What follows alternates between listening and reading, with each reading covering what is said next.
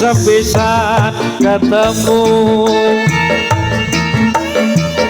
wong ayu dadi lagu dinten ati sinten siang kalung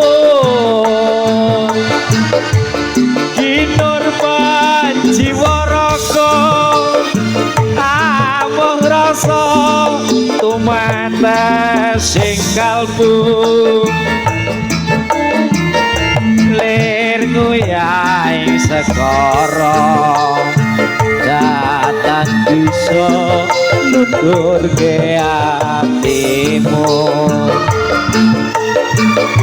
suwinggon ku ngatini lewangi ngati kaento jambi dadya ati sawiji senadyan abada lakoni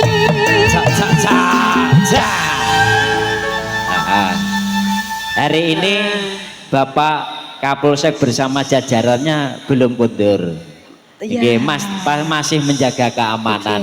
Di sana dari teman-teman organisasi Radio Amatir Indonesia Rapi juga masih standby. Alhamdulillah. Kita ucapkan terima kasih. Terima kasih banyak. Bapak Ketum juga masih standby. Semoga acara hari ini yang rawuh yang hadir semuanya mendapatkan berkah. Amin ya amin, rabbal amin, alamin. ya rabbal alamin. Oke. Nggih, ya dibaca Dicane gimana? malih. Sabdo menit.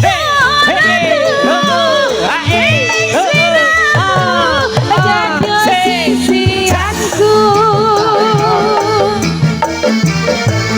mugi Gusti lilani tresnamu bakal ginawa mati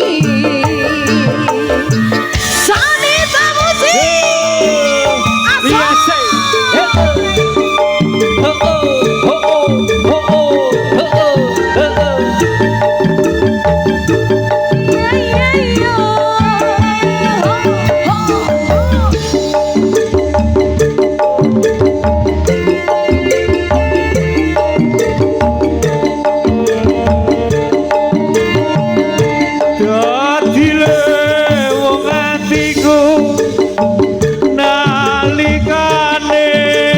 sepisan ketemu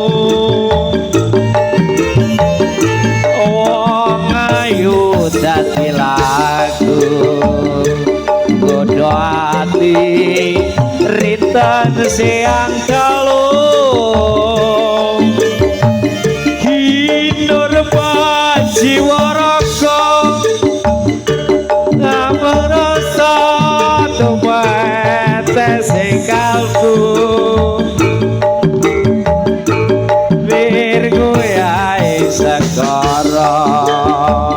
datang bisa lunloke hatiku suwinggon ku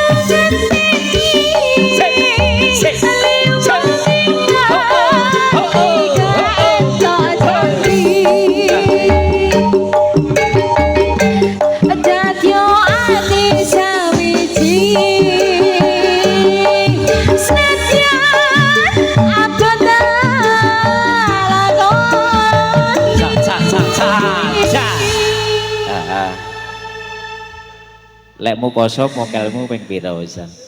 Urung mokel Mas aku. Urung mokel. Ya Allah, mosok urung mokel. Urung Mas. Apa urung wayahe? Urung.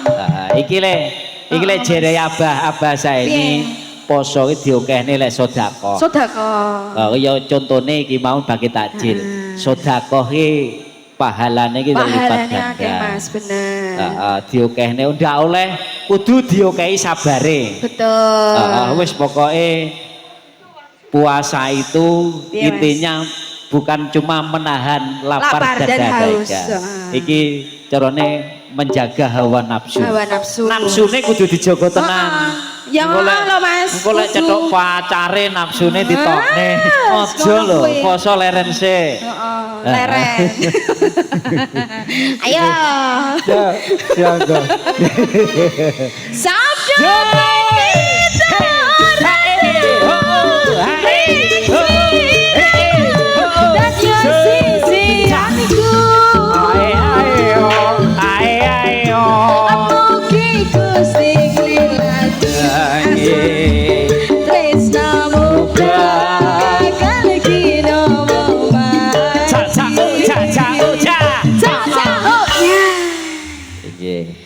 Oke.